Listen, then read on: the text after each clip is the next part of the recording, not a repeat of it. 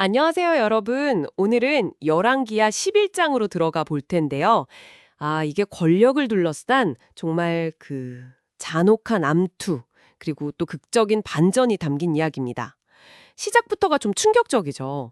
아하시아 왕이 죽자마자 그의 어머니 아달랴가 왕의 자손들, 그러니까 자기 손주들을 모두 죽이고 스스로 왕위에 오르거든요.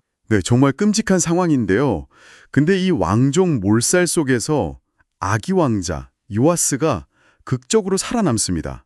바로 고모 여호세바 덕분인데 요아스랑 유모를 침실에 숨겼다가 몰래 빼돌려서 무려 6년 동안 성전에서 비밀리에 키우게 되죠. 와, 6년이나요? 네, 아달랴가 막 철권 통치를 하고 있는 동안에요. 역사를 바꿀 씨앗이 성전 아주 깊숙한 곳에서 조용히 자라고 있었던 거예요. 아니, 6년 동안 성전에서 발각되지 않고 왕자를 키웠다는 게 이게 진짜 가능한가 싶을 정도로 놀라운데요. 그만큼 성전이라는 공간이 좀 특별했던 것 같아요. 단순히 제사만 드리는 곳은 아니었나 봐요. 맞습니다.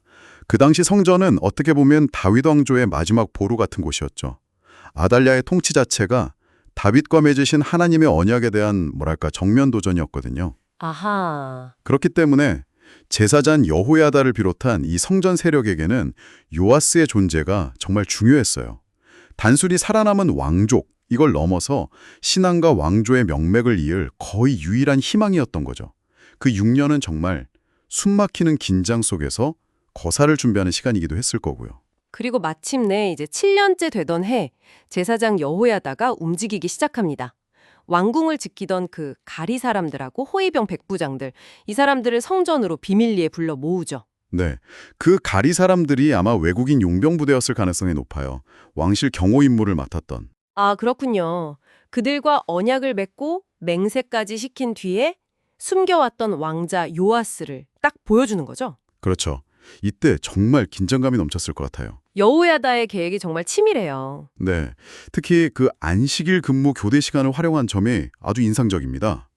병력을 셋으로 나눠서 왕궁이랑 성전의 주요 거점을 동시에 딱 장악하고 또 퇴근하는 병력으로는 왕을 호위하게 하고 군사적으로 보면 기습 효과를 노린 거죠. 와, 대단하네요. 심지어 성전에 보관되어 있던 다윗 왕의 창과 방패, 이걸 백부장들에게 나눠주잖아요. 네, 맞아요. 그 장면도 기억나요. 이게 그냥 무기만 준 게 아니에요. 어떻게 보면 우리의 이 거사는 다윗의 정통성을 잇는 것이다 라는 아주 강력한 메시지를 주는 거고 병사들 사기도 엄청나게 끌어올렸을 겁니다. 그런 의미가 있었군요. 그렇게 모든 준비가 끝나고 여호야다가 드디어 어린 요아스를 백성들 앞에 데리고 나옵니다. 그리고 왕관을 씌우고 율법책을 주고 기름을 부어서 왕으로 선포하죠. 네, 그때 백성들이 막 박수를 치면서 완해 만세를 외치는데 정말 감동적인 순간이죠. 네. 여기서 왕관이나 기름 부음은 당연히 왕의 권위를 상징하고요.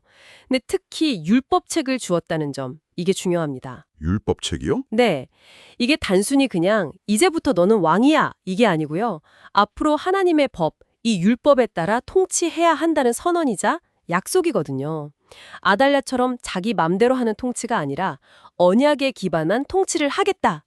이게 바로 여호야다가 꿈꿨던 새로운 질서의 핵심이었던 거죠. 아, 그렇군요. 그런데 이 소란을 듣고 아달랴가 성전으로 막 달려오잖아요. 네, 그렇죠. 와서 보니까 자기 손자 요아스가 왕의 자리에 서 있고 백성들은 막 환호하고 있고 상황 파악이 됐겠죠. 옷을 찢으면서 반역이다 반역이다 외치지만 이미 뭐 게임은 끝난 거죠. 그렇죠. 대세는 이미 기울었고 이때 여호야다가 아주 단호하게 명령을 내립니다. 아달랴를 성전 안에서는 죽이지 말라. 밖으로 끌어내서 처형하라. 성전 안에서는 안 된다고요? 네, 성전의 거룩함을 피로 더럽힐 수 없다는 거죠. 동시에 이 부정한 권력은 성전 안에 발붙일 수 없다는 걸 상징적으로 보여주는 거예요. 결국 아달랴는 왕궁으로 들어가는 그 말들이 다니는 길, 거기서 최후를 맞이하게 됩니다. 권력의 중심부 바로 바깥에서요. 아달랴가 제거된 후에 여호야다는 곧바로 개혁을 시작하죠.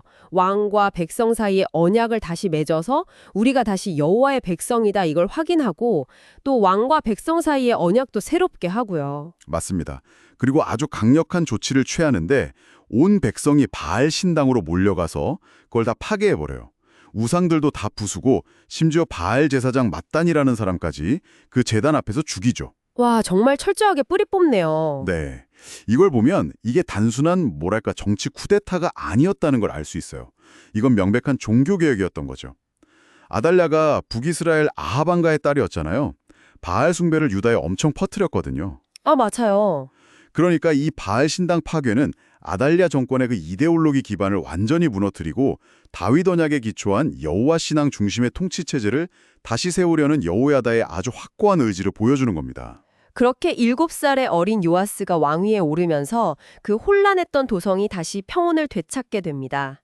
폭정과 우상 숭배 시대가 끝나고 새로운 시대가 열린 거죠. 네. 성경 마지막 구절에 보면 온 백성이 즐거워하고 성이 평온하였더라. 이렇게 기록되어 있거든요. 이게 아달랴 치하에서 백성들이 얼마나 고통받았는지, 그리고 이 정통성 있는 왕의 통치와 여호와 신앙의 회복을 얼마나 간절히 바랐는지를 아주 함축적으로 보여주는 구절이라고 생각해요. 네, 오늘은 이렇게 폭정 속에서도 기적적으로 지켜진 한 생명, 그리고 그를 통해 마침내 정의와 신앙을 회복하는 열왕기의 11장의 정말 드라마틱한 이야기를 함께 나눠봤습니다. 여기서 여러분, 한 가지 더 생각해 볼 만한 질문을 던져보고 싶습니다. 이제 겨우 7살의 왕이 된 요아스, 그의 곁에는 제사장 여호야다라는 정말 강력한 종교적, 정치적 후견인이 있었잖아요. 이 관계가 앞으로 요아스의 통치, 또 그의 리더십에 과연 어떤 영향을 미치게 될까요? 이 강력한 조력자의 존재가 어린 왕에게 축복이었을지, 아니면 어쩌면 또 다른 어떤 제약이 되었을지, 그 이후의 기록들을 통해서 한번 추적해 보시는 것도 아주 흥미로운 탐구가 될 거라고 생각합니다.